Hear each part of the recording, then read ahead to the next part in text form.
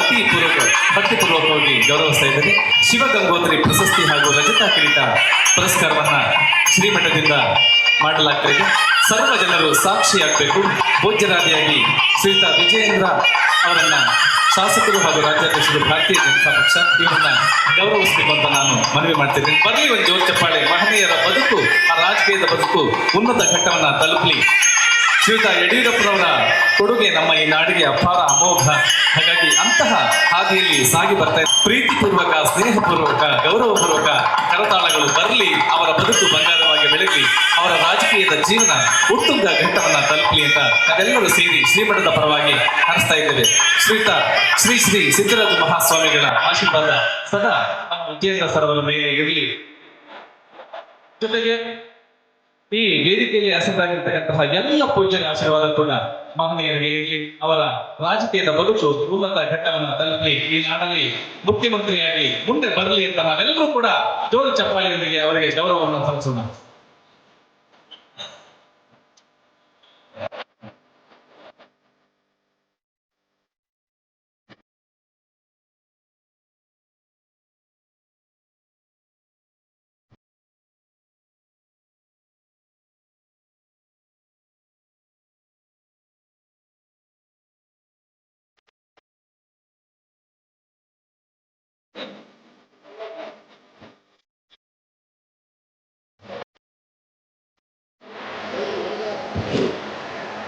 ನನಗೆ ಇವತ್ತು ಪರಮಪೂಜ್ಯ ಸ್ವಾಮೀಜಿಗಳು ಪ್ರಶಸ್ತಿಯನ್ನು ಕೊಟ್ಟು ಬೆಳ್ಳಿ ಕಿರೀಟವನ್ನು ಕೂಡ ಧರಿಸಿ ನನಗೆ ಒಂದು ಅಭಿಮಾನವನ್ನು ಅವ್ರು ತೋರಿಸಿದ್ದಾರೆ. ನಾನು ಪರಮಪೂಜ್ಯ ಸ್ವಾಮೀಜಿಗಳಲ್ಲಿ ವಿನಂತಿ ಮಾಡ್ತೇನೆ, ಬೆಳ್ಳಿ ಕಿರೀಟ ತಾವೇನು ಧರಿಸಿದ್ದೀರಿ ಅದನ್ನು ಮಠಕ್ಕೆ ಸದ್ಬಳಕೆ ಮಾಡ್ಕೋಬೇಕು ಅಂತೇಳಿ ದಯವಿಟ್ಟು ವಿನಂತಿ ಮಾಡ್ತೇನೆ. ದಯವಿಟ್ಟು ಯಾರು ಅನ್ಯತಾ ಭಾವಿಸ್ಬಾರ್ದು. ದಯವಿಟ್ಟು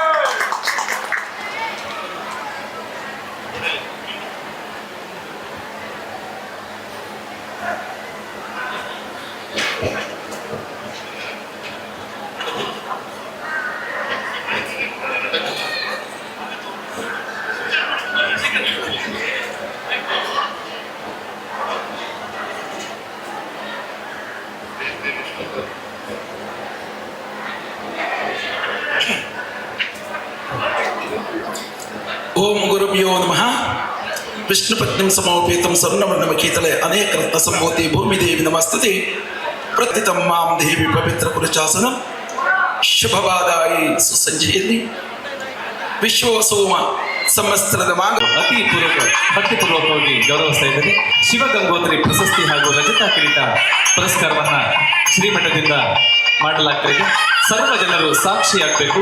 ಪೂಜ್ಯರಾದಿಯಾಗಿ ಶ್ರೀಯುತ ವಿಜಯೇಂದ್ರ ಅವರನ್ನ ಶಾಸಕರು ಹಾಗೂ ರಾಜ್ಯಾಧ್ಯಕ್ಷರು ಭಾರತೀಯ ಜನತಾ ಪಕ್ಷ ಇವರನ್ನ ಗೌರವಿಸಬೇಕು ಅಂತ ನಾನು ಮನವಿ ಮಾಡ್ತಿದ್ದೇನೆ. ಬರಲಿ ಒಂದು ಜೋರು ಚಪ್ಪಾಳೆ. ಮಹನೀಯರ ಬದುಕು, ಆ ರಾಜಕೀಯದ ಬದುಕು ಉನ್ನತ ಘಟ್ಟವನ್ನ ತಲುಪಲಿ. ಶ್ರೀಯುತ ಯಡಿಯೂರಪ್ಪರವರ ಕೊಡುಗೆ ನಮ್ಮ ಈ ನಾಡಿಗೆ ಅಪಾರ ಅಮೋಘ. ಹಾಗಾಗಿ ಅಂತಹ